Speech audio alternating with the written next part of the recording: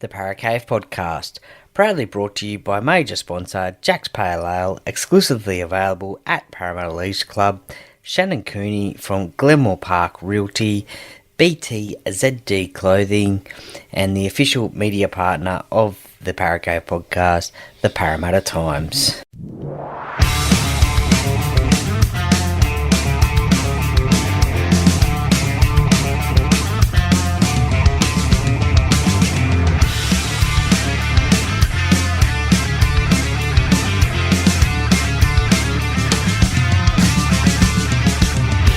Welcome to another episode of the Paracave Podcast. And now over to your host, Troy Warner, broadcasting live from the world-famous Paracave. And yes, hello and welcome back to another episode of the Paracave Podcast. Troy Warner here.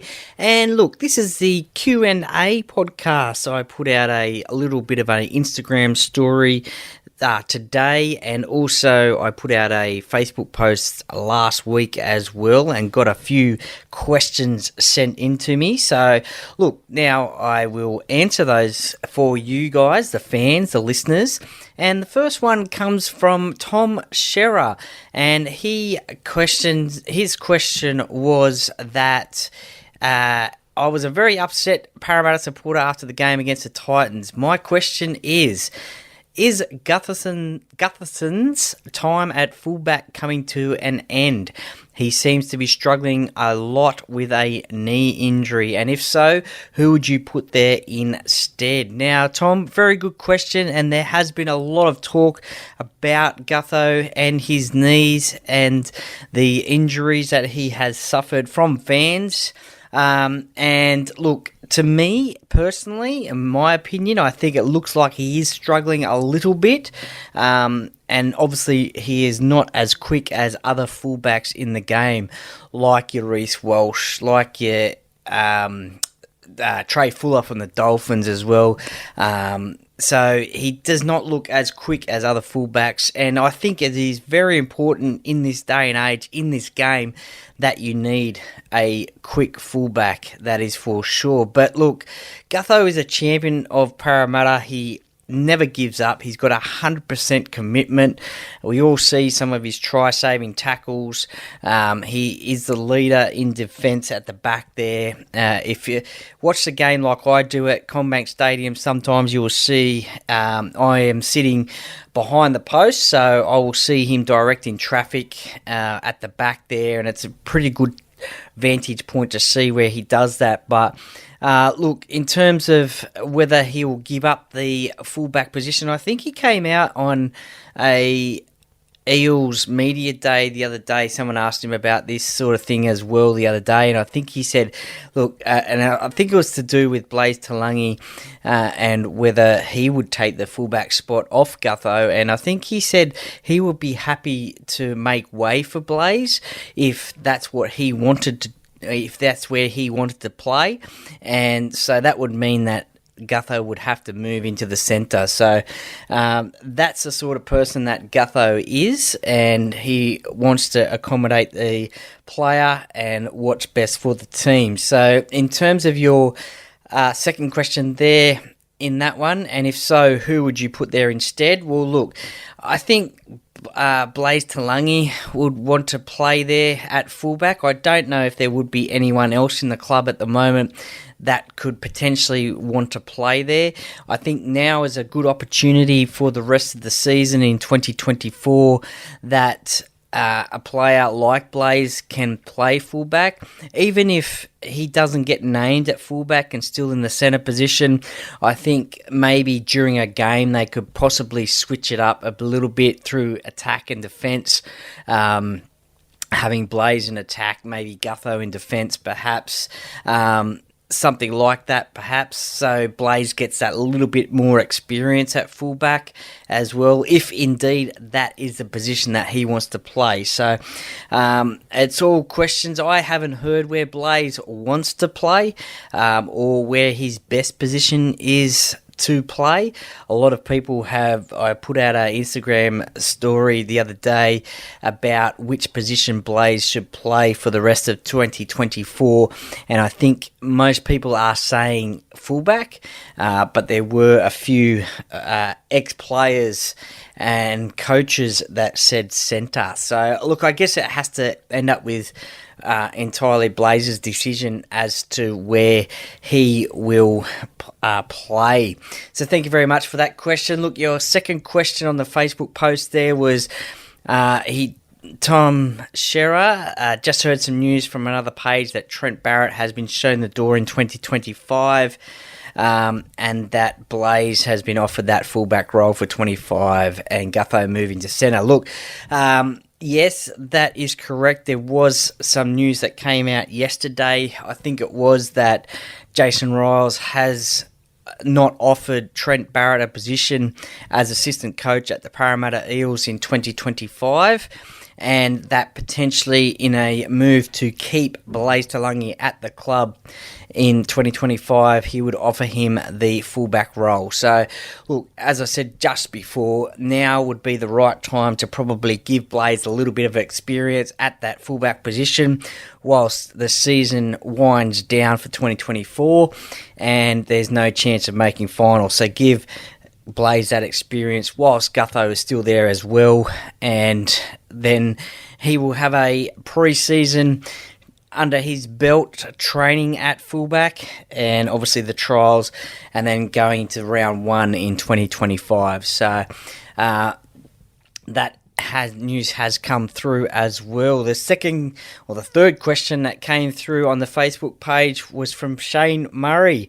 Shout out to Shane. I used to go to school with him a couple of years below myself at school, so I've been mates for a long time. He is a Manly fan, so shout out to Manly. They're doing a lot better than the Parramatta Eels at the moment, and a little bit of talk about this one as well. So his question, Shane Murray's question is, will Brad Arthur follow his son to Brookvale? His son was bought for possible replacement for DCE when he retires. Now, Shane, very good question. Obviously, Brad Arthur is over in England at the moment, coaching the Leeds Rhinos in the Super League. I'm not too sure how long. That is a short-term deal at the moment. Obviously, for the rest of this season over there, potentially next year as well. I guess that depends on whether a NRL job comes up that Brad would want to apply for.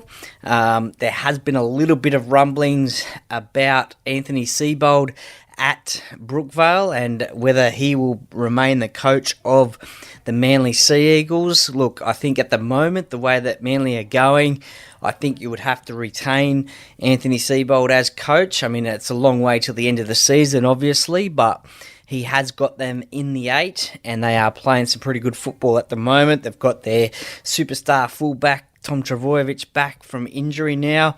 So that is a bonus for them. So, look, I think Anthony's job is safe at the moment. I think they need to make the finals for him to be ultimately safe for 2025.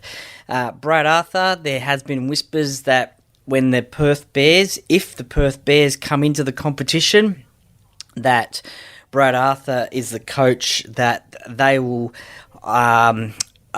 offer the job to, or indeed people can apply for, and Brad will apply for that. He has his wife's family has his wife has family over there, so it'll be a good move for them as well, moving closer to some family. And look, you never know. Jake Arthur, who used to be at the Parramatta Eels and now at the Manly Sea Eagles, he may follow him over to the Perth Bears as well, if they do indeed come into the competition. I'm not too sure when that will be, as there is talk about the PNG team as well. I think that's 2027.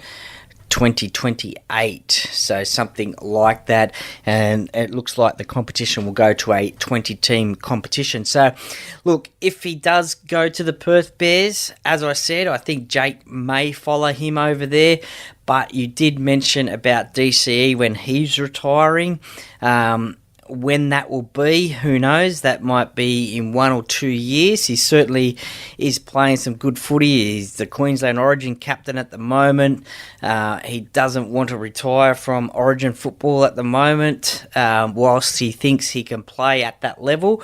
So he will probably go around again next season and maybe make a decision next season about the year after. So it'll be interesting to see what happens there.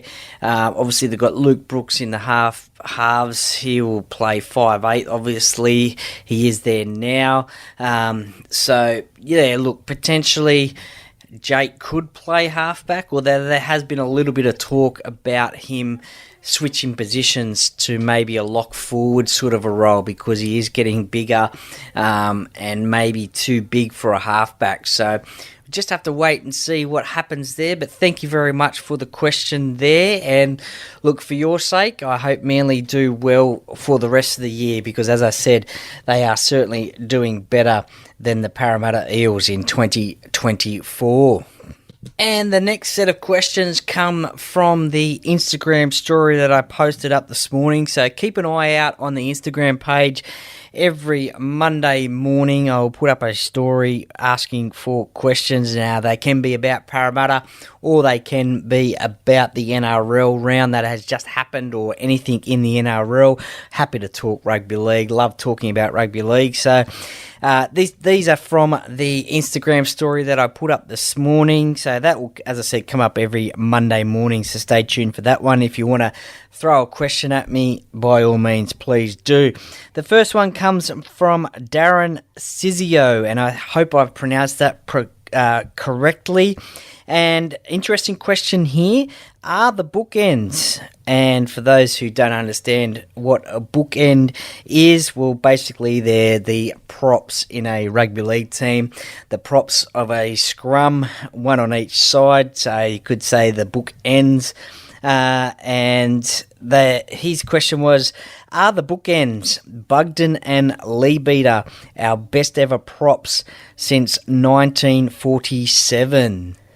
So, obviously, Terry Leabeater and Jeff Bugden were the last front row forwards to win a premiership for the Parramatta Eels in 1986. And look, I don't know too much about front row forwards before then, as I started watching rugby league in 1986. So I started watching that season and saw Jeff Bugden and Terry Leabeater play rugby league and obviously go on to win the competition. So, look, I don't have too much of a memory about players before then or around that time, only from highlights, and I'll be honest about that. But look, there has been certainly a lot of great names that have played in the front row for the Parramatta Eels.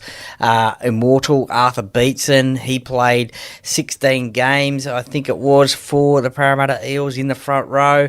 Most notably, though, he was a Eastern Suburbs Rooster legend there. Obviously, Jeff Bugden, as you mentioned there. Current day front rowers, Regan Campbell-Gillard and Junior Paulo. Nathan Kalis, club legend of the Parramatta Eels, the youngest ever captain in the NRL. Paul Clark, who I've had on the podcast before. Just going through the names here. Paul Dunn as well, who I've had on the podcast previously. Dennis Fitzgerald, former Chief Executive Officer of the Parramatta Eels. He played front row as well. Matt Goodwin. Now, Matt Goodwin came from Penrith to Parramatta. He was one of my favourite players, one of my favourite front rowers. I just loved the way he ran the ball straight and hard into that line. Didn't have a lot of success at the Eels. That was during a difficult time at the Parramatta Eels, 1990-1991, when Parramatta weren't winning too many games. Look, Ron Hilditch, Ray Higgs, didn't get to see a lot of those guys play. Believe it or not, Nathan Hindmarsh played in the front row for the Parramatta Eels, but you would definitely not say that he was a front rower. That is for sure. Most notably a second rower. Definitely just going Peter Johnston, who I've had on the podcast as well. Now, he was one of the toughest players to play rugby league, pulled off some of the biggest hits you will ever see. Gary Larson, he was a bit of a legend for Parramatta. Not for Parramatta. He played one season in 2000, but certainly a legend of rugby league and Queensland as well. Who else we've got here? We've got, obviously, Tim Manor as well, club legend of the Parramatta Eels. Made his debut in 2009, retired in 2019, was a captain of the Eels. Paul Mears played in the grand final winning prop. One of my favourites, Fui Moi Moi. How good was he? I just love the way he ran. He didn't have a step either. He just ran straight into the line. Great to see that as well. Bob O'Reilly, a club legend at Parramatta. Now, obviously, I didn't get to see a lot of him play rugby league, but was obviously in that first winning Parramatta Eels side of 1981. Dean Pay as well, probably played 4 seasons for the Parramatta Eels, 60 games. So he was quite tough as well.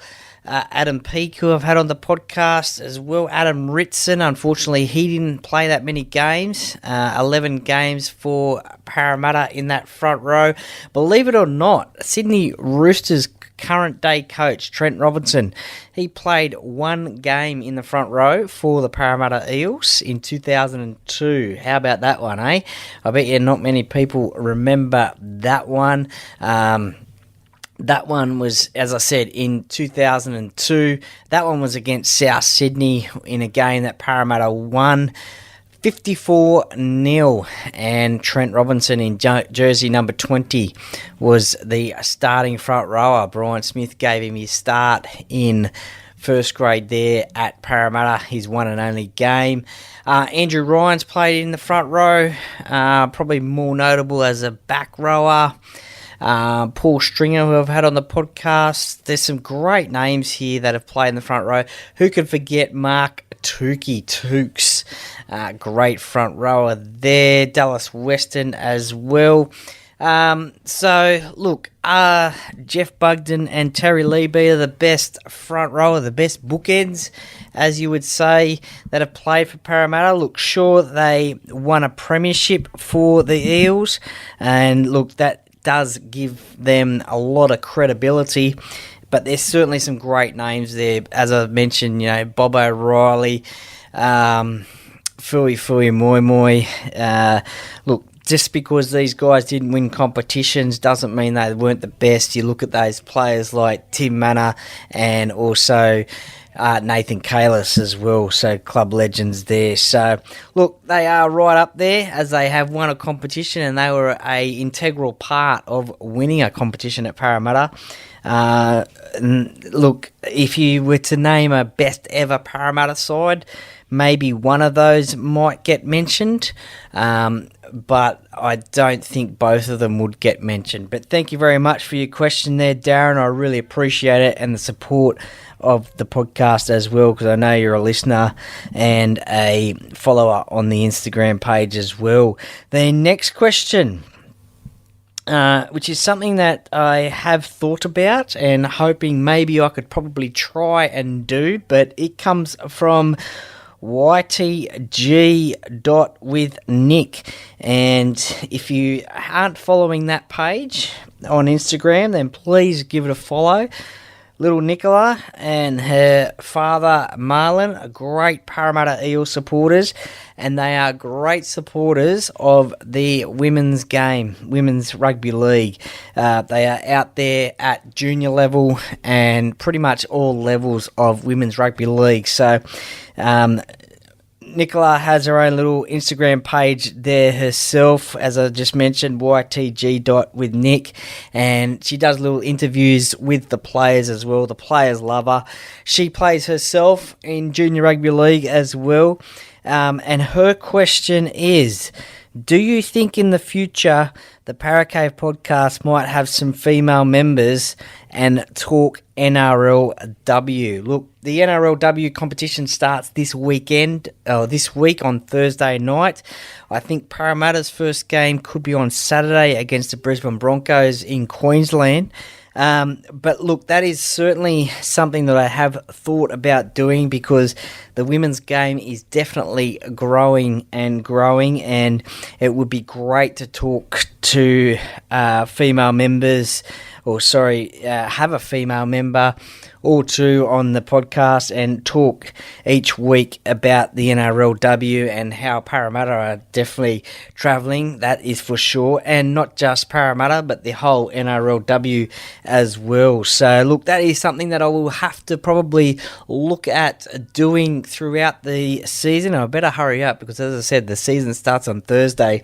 So I will definitely keep my eye out, and if you know of anyone, if you know of any females that would be interested in perhaps collaborating and doing some NRLW talk each and every week, we'll try and set that up. Let me know. Just send me a message and we'll go from there.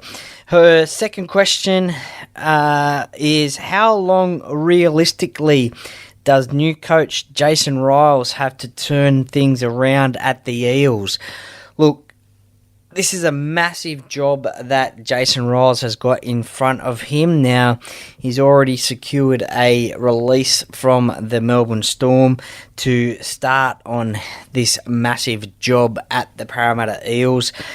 He won't start coaching until 2025, but he can certainly, I guess, talk to players that are currently there about next season and beyond. About what he is going to do. He has already come out and said that Trent Barrett won't be a part of the coaching team in 2025. But as I said, won't be coaching the team, but will certainly be watching every game and watching how and seeing what sort of a style the Parramatta Eels currently play, and probably what sort of style Jason Riles wants to bring, and see what players will want to stay, which players he would want to stay at the club. How long will it take? How long realistically does it take? Well, look, he signed a 4-year deal at the club to coach, or the club offered him a 4-year deal, and he signed that to start from 2025. So, look, how long is a contract these days, really? Who knows? But he's got that 4-year deal there. I don't know the ins and outs of that contract, but I would assume how long realistically? Look, next year is his first year in charge. His second year, I would probably say 3 years realistically. As I said, I know he's got that 4-year deal, but I think 3 years probably, because I think fans and members would like to see success straight away. And look, all we need to do at the moment is support Jason next season when he is in charge, because next year is going to be a difficult year. Look, he might have a fantastic year like Andrew Webster did at the New Zealand Warriors last season, taking them to a preliminary final. So, look, I think as I said, he's got a massive job in front of him. So next year, fans and members should get behind him, support him, even if the results aren't getting there, because it's not going to happen overnight. It's going to take time to happen. Second year, I hope that we will see some improvement, that is for sure. And I think definitely by the third year, we should be seeing definitely top 8, and if not challenging top 4 and for a premiership, I think. With definitely the talent that we have at the moment, hopefully he can change them around, and also some of the talent that he may bring to the club from 2025 onwards in a couple of years' time anyway. So I'm not too sure who is off contract not too sure who was on the off-contract list next season and beyond. So it'll be interesting to see. That is just also not only just Parramatta players, but throughout the rugby league clubs as well. So I don't know who they are, so it'll be interesting to see. So no doubt there will be some talent coming off contract next year and beyond that potentially Jason might have his eye on already.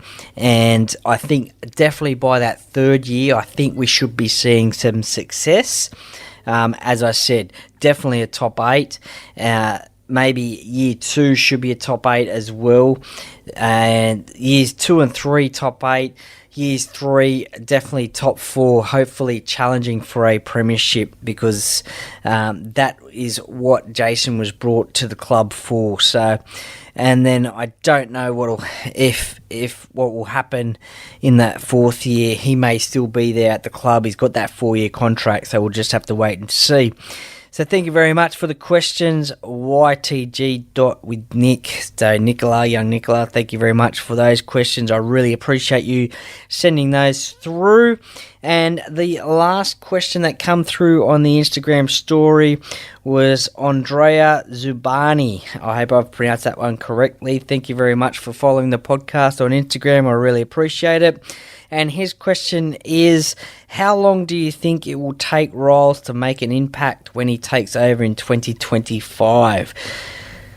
Well, that is an interesting question, and I sort of just touched on that just previously in that last question, but I think we're starting to slowly see him make an impact already, to be honest, with his assistant coaching selection. So he's already making an impact in that way. In terms of playing roster, I don't know how long that'll take to make an impact. I think slowly this year he'll be seeing who Parramatta has or who he has in his playing squad, and then when their contracts run out, or even before contracts run out, he will either want to keep them or not. So I think he'll probably try and make an impact pretty much straight away, to be honest. He's already asked or already gotten that release from the Melbourne Storm to concentrate on the Parramatta Eels, and I think, as I said, you've seen him make an impact already in 2024 for 2025, but I think he will be a different sort of coach at Parramatta, and I think he'll make an impact straight away. I think if players aren't performing, then he will replace them with New South Wales Cup players. I just think that the time for the same players picked every week and them not performing is now over. I think all the players will be put on notice basically from now, the end of this season, going into next year. So I think they'll be on notice now. So I don't think the time for players to be still in the squad, even if they lose a couple of games in a row. I think he will be the sort of coach that will make changes to a team, and that is a way of making an impact. So look, I think he'll make an impact straight away, definitely when he gets those head coaching reins in 2025, from November 1 anyway, when he takes over. He will definitely make an impact. I don't think he will become mates, as we've seen Brad Arthur become mates with players before, and have a bit of a boys' club, I think it was, as many people have suggested. I don't think that'll happen. He's completely outside of the club. It doesn't have an affiliation with the club in terms of he didn't play with the club. So I don't think that will matter to him. And as I said, I think he'll make an impact straight away when he gets there. So thank you very much for that question. That one was very good as well. Thank you very much for those people, all of those guys and girls that sent through a question on the Instagram page, through the Instagram story. I really appreciate that. And as I said, I'll put that out every Monday, so Monday morning. So if you're following the Instagram page, please, if you want to, send a question through. I might even do it as a post so it flows over to Facebook as well, so you can put your questions through on there as well. So the more engagement, the better. I really love talking about rugby league. And look, whether you agree with my opinions or answers as well, I don't mind, as everyone has a opinion, so everyone's different, so you may agree, you may disagree, but I would love to hear, if you do disagree, what your opinions are, because it really is a good discussion point as well. So thank you very much for listening to this Q&A podcast. I really appreciate it. Plenty more coming out over the week. That is round 21. So Parramatta will be playing the Melbourne Storm on Friday. So coming up throughout the week, there will be the tipping podcast that I do each and every week. There will be a interview-based podcast come out. There will be a game day preview from the Melbourne Storm game that we play on Friday night. There will be a review podcast of that game come out as well.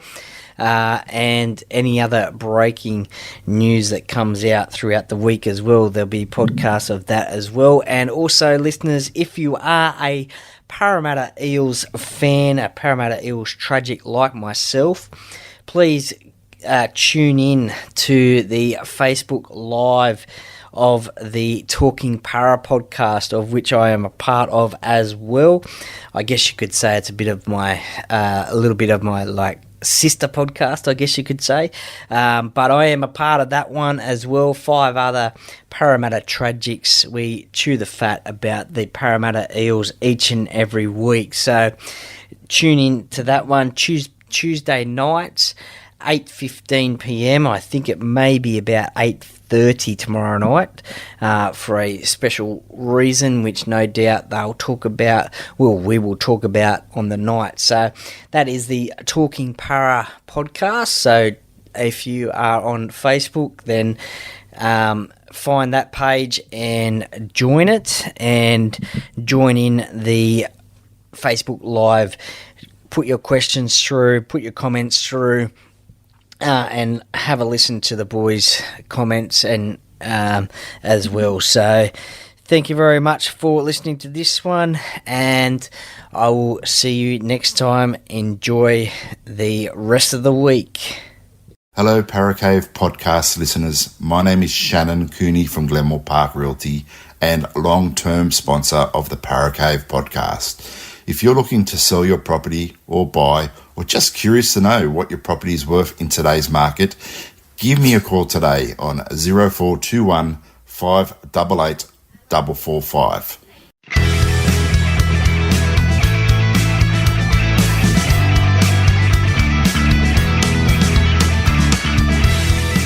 Thank you for listening to another episode of the Paracave Podcast. See you next time.